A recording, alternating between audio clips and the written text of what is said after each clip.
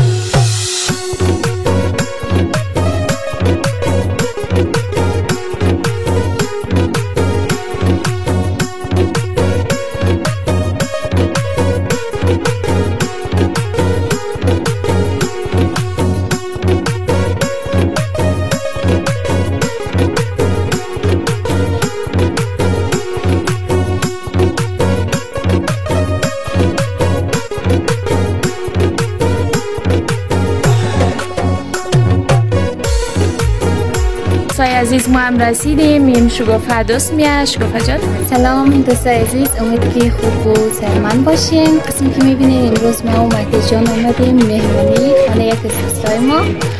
البته اینجا بسیار جای قشنگه، هواش هم خوبه ولی یک کم دوره، یک ذره دوره دیگه. راهش هم خامه دیگه، صحیح ویدیو گرفتن نتونستی دیگه. از این بابا تلاش نی که ویدیوی صحیح تر بگیری. در ادامه برنامه امور همراه باشین.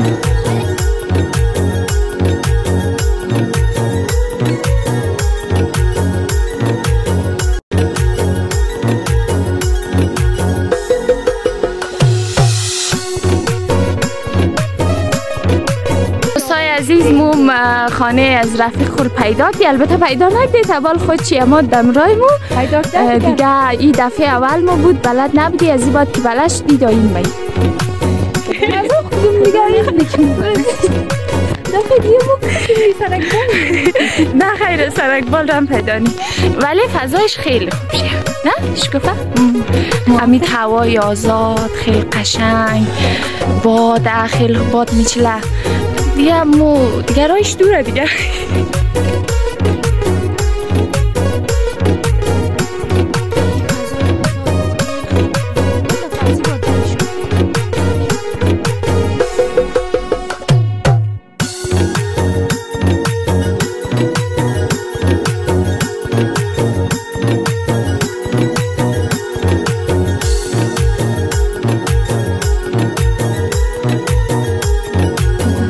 دوستای عزیز، یه مزنانه که تمنا جان بلدزمو زامت کشته آشک که در دیسش درد نکنه، خیلی می تو خوشمزه معلوم موشه دیگه. خوشم از همینجی سلام مگیش مونه دیگه. مو ماشک را نوش جان کنی، جایش من خالی.